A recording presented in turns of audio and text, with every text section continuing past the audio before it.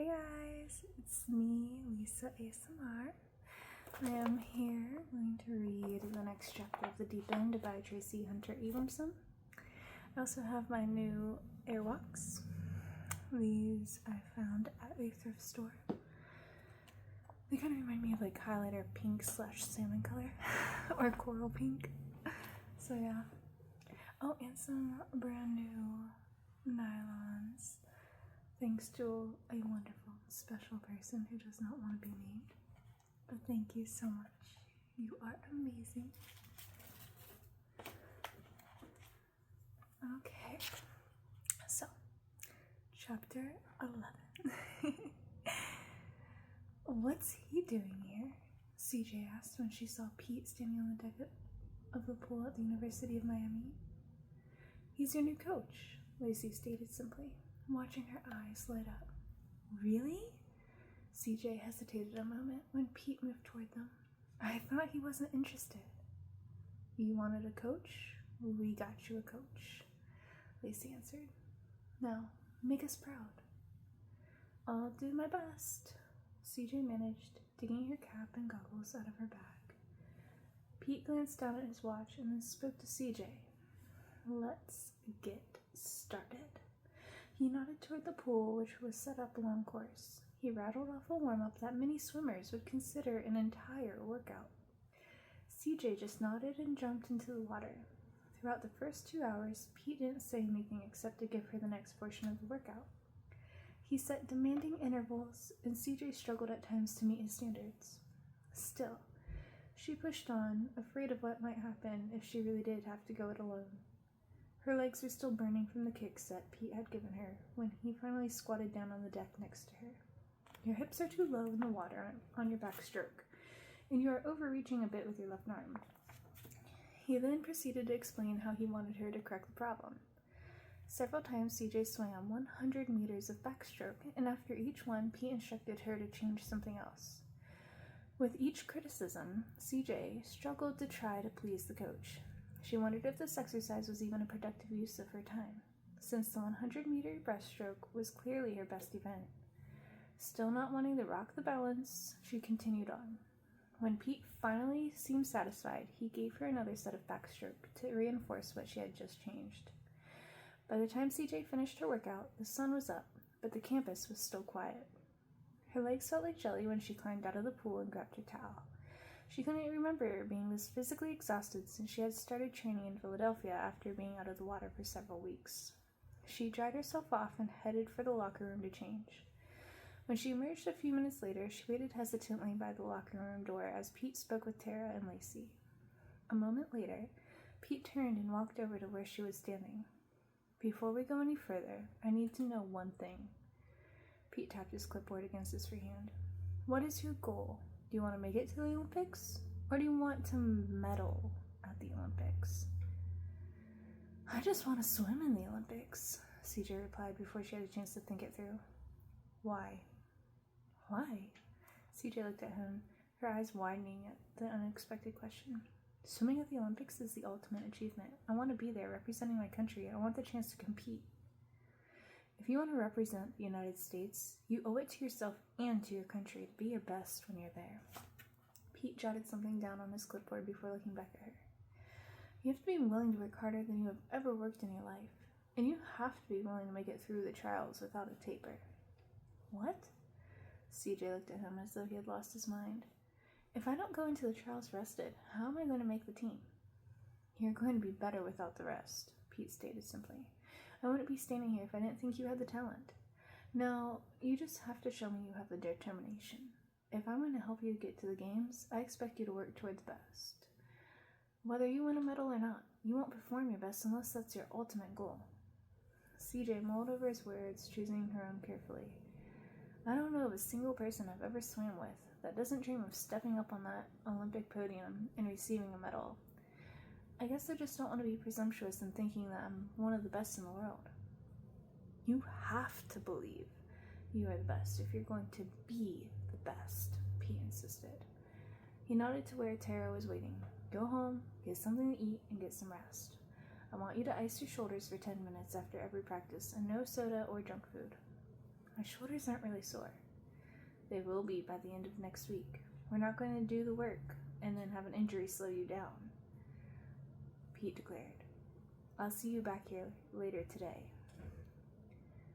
From the balcony off the master bedroom, CJ could see the ocean just a few blocks away. Below her, a wide patch of lawn separated the rectangular swimming pool from the waterway just beyond.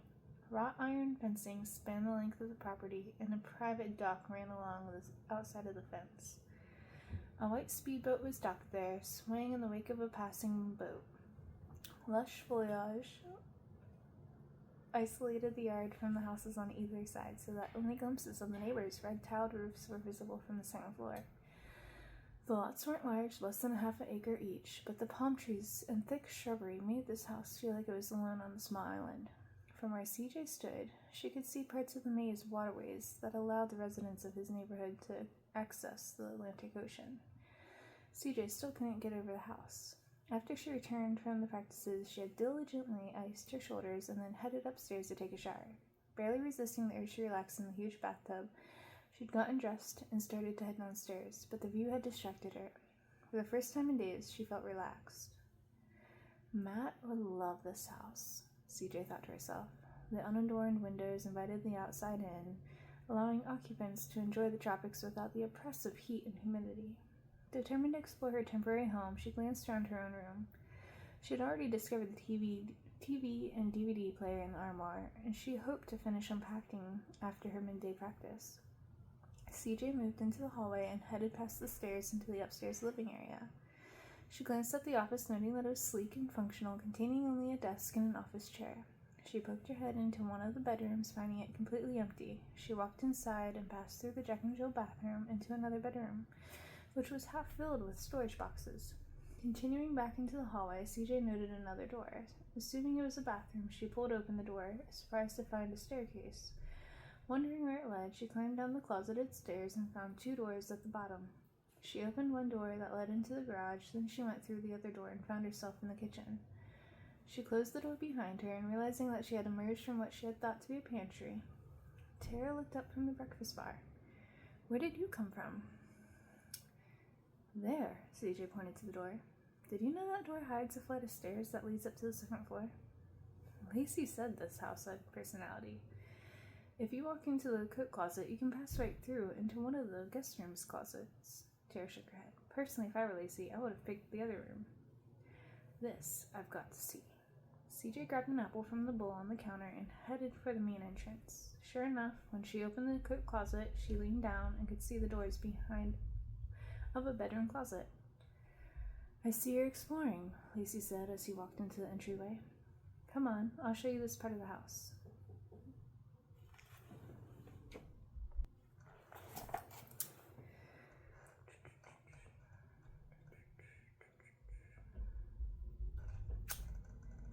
His room was the first of 2 guest suites with the bathroom off the bedroom. The other guest room was slightly smaller and did not have its own bathroom, but accessed the bathroom off the main hall. In front of the house, beyond the main staircase, Lacey showed CJ the formal dining room, which was currently empty. Adjoining it was another room that looked suitable for a music room or formal living room. After finishing her tour of the inside of the house, CJ went back into the kitchen to fix something for lunch. The view of the backyard was breathtaking, and she wondered what it would be like to live in a house with a pool. If she wasn't training for the Olympics, this pool would be the perfect size. It was only long enough for swimming laps, and the yard was large enough to support both a swimming pool and a decent-sized lawn area. CJ found the pantry disappointed to find that it contained only 3 cans of soup, a box of crackers, and a couple of boxes of breakfast cereal. She crossed to the refrigerator and opened it, finding it poorly stocked as well. Though she would have preferred low-fat yogurt with fruit and a sugar-free bran muffin, she settled for a sandwich. She grabbed the pad of paper and pen next to the telephone and started making a basic grocery list while she ate.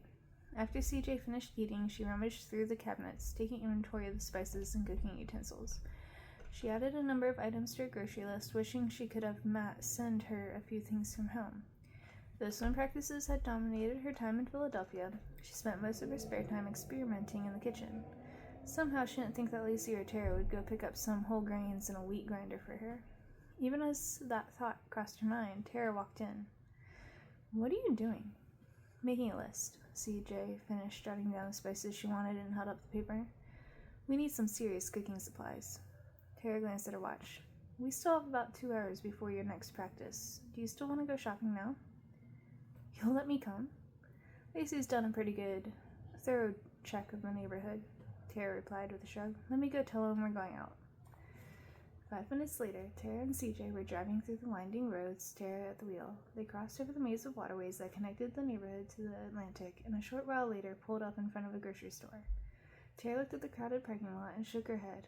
It's a good thing we decided to come today. If it's this crowded on a Friday, it's going to be packed tomorrow. I keep forgetting that it's almost the weekend, CJ admitted, trying not to think about the meet she had hoped to compete in the next day. That reminds me, where's the closest LDS church? Tara hesitated. It's not very far. If you find out what time the meetings are, I can just slip in late and take the sacrament. We'll see what we can do. For now, let's just get this shopping done. Tara got out of the car, looked back at CJ and grinned. You did plan to make lasagna this week, right? I think you're enjoying this job a little too much. Absolutely. Perfect. Well, when we meet next time, we will read chapter 12. Thanks so much for listening. I hope it was calming for you. So much love. Bye.